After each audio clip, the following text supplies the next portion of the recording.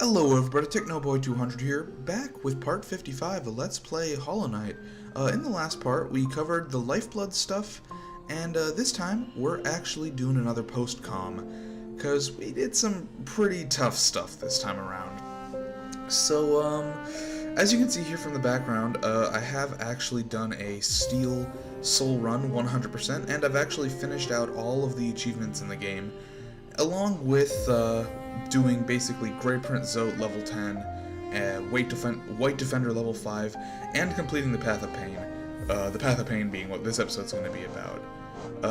I didn't actually record the White Defender and Grey Prince Zote fights just because I felt that, well, actually, first, here I'm going through one of the things that Lifeblood added is you can change what you've got. So you've got all your ones from the DLC, you've got Infected, which you get from being the Hollow Knight, you get Void, which you get from beating the Radiance, and then you get the Steel Soul background, which you get from completing a Steel Soul run. So, yeah, I didn't feel like it was necessary to record the fights since they're basically identical, just faster and do more damage to the fights that I already showed off on screen. But I did take a couple of screenshots of just stuff that happens, like when you beat them, because I thought they'd be cool to show off.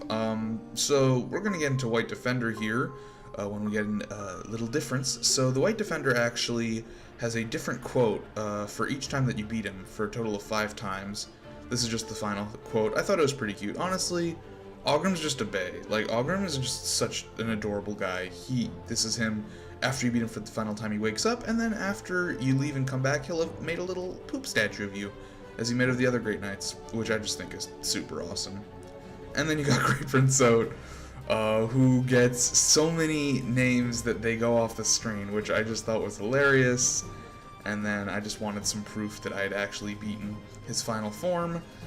Fury of the Fallen's really good when he does 8 masses damage, and then when you finally beat him, you get a golden statue. And that's pretty much what that's all about. It's a good time. Whew, boy. I don't know. You only need to beat Bretta 4 times, but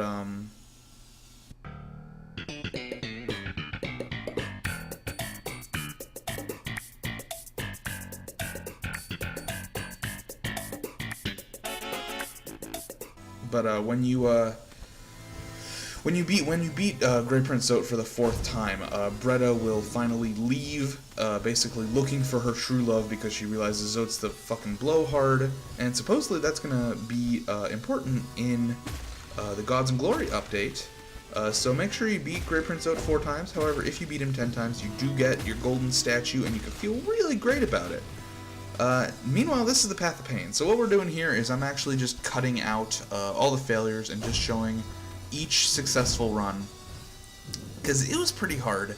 But don't worry if you want to see failures. The last couple minutes of this should just be a wild, just failure fest of all my failures, or at least most of them. There's actually way too many for me to actually all put in, and a lot of them are just me dying in the same place, so that's not super interesting. Path of Pain, so this takes about, what, like 4 minutes total, this successful run. This took me about 4 hours. This is really hard. This is probably, this is definitely the hardest thing in the game. This is what convinced me to go do Grey Prince Zote, White Defender, Steel Soul run. This is what convinced me to do all that. I mean, like, if I can do this, I can do anything.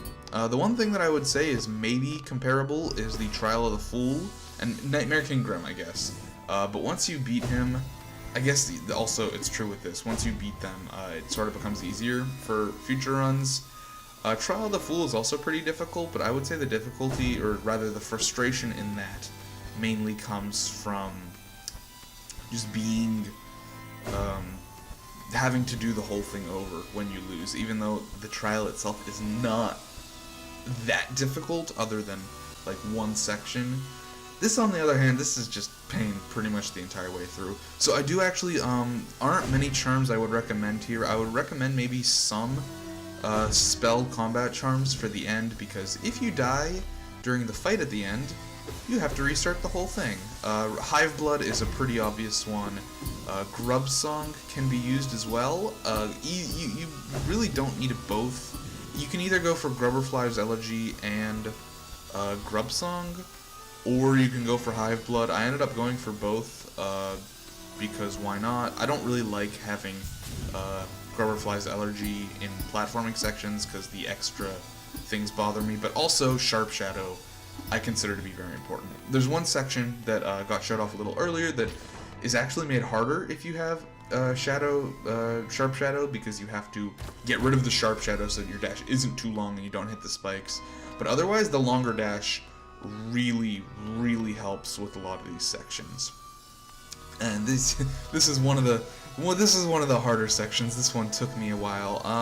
Honestly, this is real. As much as I hated doing this is a really good challenge gauntlet, because it is by no means required. There's no achievement for this.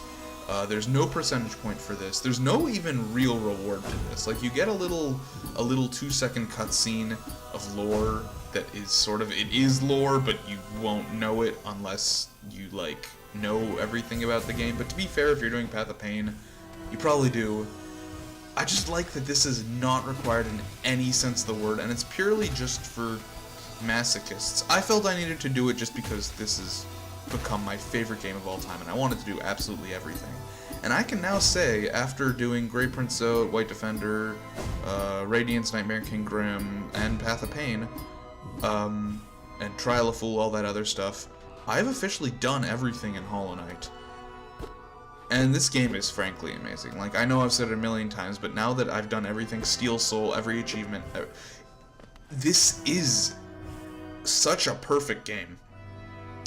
And that's that's all I can really say about it. But yeah, there's really no benefit to doing Path of Pain unless you want to. Like, you don't feel like you're missing out if you haven't done it. And I really appreciate that.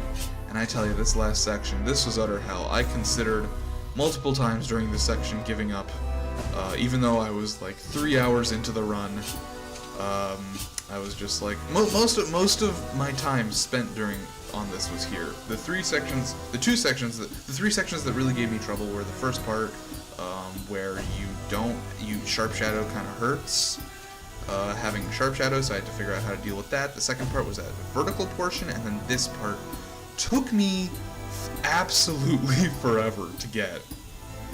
And I tell you, once I finally beat it, like, sure, the cutscene was cool, but really just knowing that it was all over, I had to pause here. I'm like, there's no way I did this. I was like jumping, and I was like, nope, one more thing, got 2 King's Molds.